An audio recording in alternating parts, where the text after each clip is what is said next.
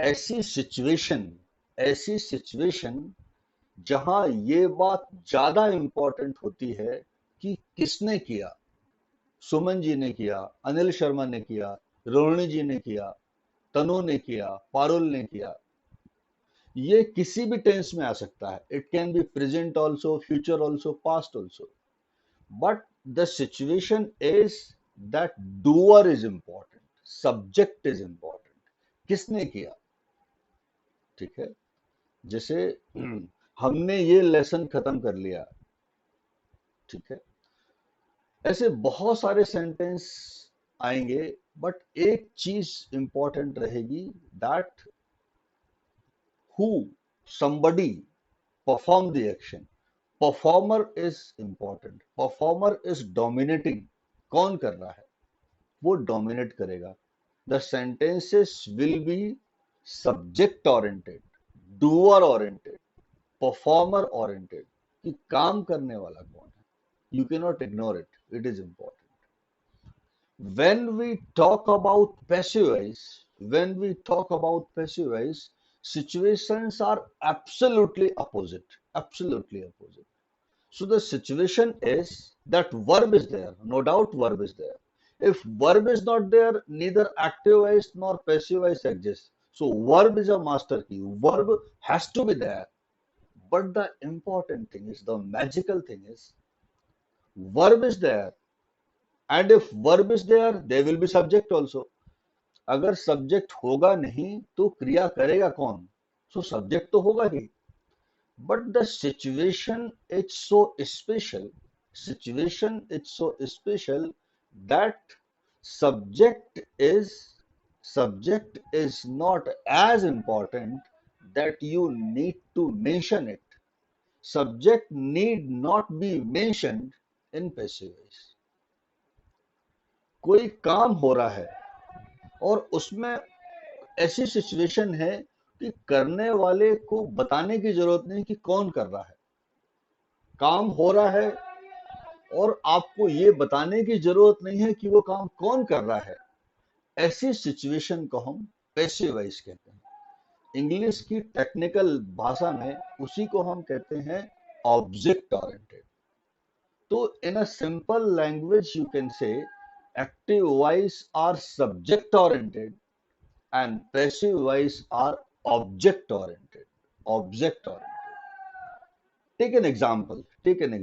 जैसे अगर मैं कहूं कोई भी सेंटेंस, एक बहुत कॉमन एग्जांपल जो बहुत सूट करता है इसको समझाने के लिए।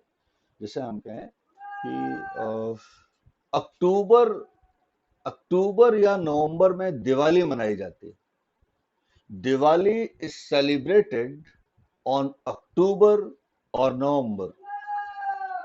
इसमें वर्ब है सेलिब्रेट। ठीक है। ऑब्जेक्ट है दिवाली। क्या मनाई जाती है? दिवाली। लेकिन इस सेंटेंस की खूबसूरती को देखें। आपको ये बताने की जरूरत नहीं कि कौन सेलिब्रेट करता है। आपको ये कहने की जरूरत नहीं है Diwali is celebrated on October और November by human being. That is understood. ठीक है सर। तो सब्जेक्ट उसमें अंडरस्टूड है। ये सारी सिचुएशन पैसिव वॉइस की। 15th of August 15th of August is celebrated as Independence Day. 26th of Jan is celebrated as Republic Day. 26 January Republic day के रूप में मनाया जाता है। आपको देखिए, वर्ब है, ऑब्जेक्ट है, लेकिन आपको यह बताने की जरूरत नहीं कि कौन मनाता है। That is understood. So the situation where verb is there but subject is not as important that you mention, that situation is called passive voice. ये फ्यूचर में, प्रेजेंट में, पास्ट में सब जगह आएगा। उसको हम पैसिव वॉइस कहते हैं कि सेंटेंसेस आर ऑब्जेक्ट ओरिएंटेड। ठीक है। कोई सिचुएशन ऐसी आएगी जहां आपको ऐसा लगेगा कि सब्जेक्ट की बात की जा रही है, मगर वो सब्जेक्ट होगा नहीं। हमने भी कुछ एग्जाम्पल लिए हैं, कुछ और भी लेंगे हम। जैसे मान लीजिए आप कहें he is being operated. He is being operated, उसका ऑपरेशन हो रहा है। तो यहां पर ही सब्जेक्ट नहीं है, वो खुद तो अपना ऑपरेशन करेगा नहीं, ठीक है ना, तो वो ही यहां पर सब्जेक्ट नहीं हो सकता। तो ऐसी सिचुएशन जो है ये कहलाएगी पैसिव वॉइस।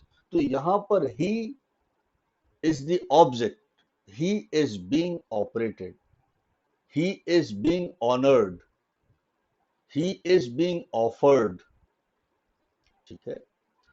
जैसे अगर मैं कहूं कि एम्प्लॉइज को बहुत सारी फैसिलिटीज दी जाती हैं, गवर्नमेंट जॉब में एम्प्लॉइज को बहुत सारी फैसिलिटीज दी जाती हैं, employees are given many facilities in government job. ये सारी सिचुएशन जो है वो पैसिव वॉइस की कहलाएगी। तो एक्टिव वॉइस में हम पढ़ते थे किसने किया, कौन करेगा, कौन करता है, इसमें क्या किया जाएगा, क्या किया जाता है, क्या किया गया, क्या किया जा रहा है। That situation is important. I hope you must have understood.